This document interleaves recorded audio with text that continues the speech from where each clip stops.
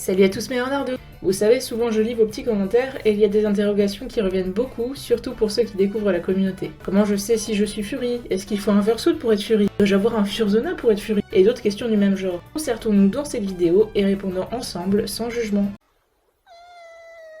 Déjà, commençons par le commencement. C'est quoi un Fury? Un Fury est une personne qui se qualifie comme telle et qui a un intérêt pour les œuvres incluant des animaux anthropomorphiques. La précision est importante, ce n'est pas parce que quelqu'un apprécie les animaux en trop qu'il est forcément Fury, même si on pourrait trouver ça suspect. Du coup, on peut tout de suite tirer un trait sur l'obligation de fursuit dans cette définition.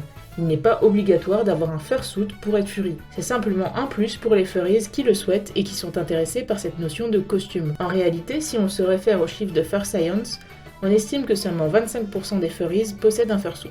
Et la notion de Furzona alors? Eh bien, elle est propre à chacun. Un Furzona est la représentation exacte ou imaginée d'une personne dans un style anthropomorphique. Pour se représenter sur internet, beaucoup de furries utilisent ce concept, mais il n'est pas obligatoire non plus. Déjà parce que pas mal de furries mettent du temps avant de trouver leur Furzona idéal, et aussi car des fois on ne s'en limite pas qu'à un seul.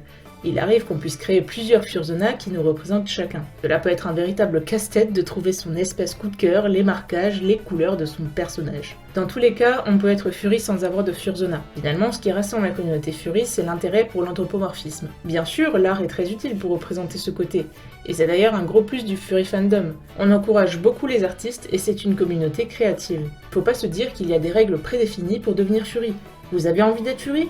Et ben voilà, vous l'êtes, et ça s'arrête là. La communauté Fury est déjà marginalisée dans la société, alors on ne va pas en plus exclure ceux qui ne sont pas intéressés par des fursuits, Furzona et autres. Ce serait totalement risible et contre-productif. Par contre, vous pouvez tout à fait exclure des gens comme Astérion et autres Furies dangereux, ça y a pas de souci. Par ailleurs, il n'y a pas de seuil d'âge maximal pour être Fury. Vous pouvez très bien avoir 45 ans, ça ne doit pas être une restriction. L'essentiel c'est de kiffer autour d'un intérêt commun. Vous saviez qu'en plus il y a un terme pour les Furies de cette tranche d'âge et plus? On les appelle les Grey Muzzle. En gros, ça inclut les furries plus âgés et ceux qui ont aussi pas mal d'années d'ancienneté dans la communauté furry. Évidemment, vous aurez toujours 2-3 personnes pour juger, mais question, qui s'en fout? Vraiment, la communauté furry en elle-même, et c'est cringe, et j'ai envie de dire, et alors?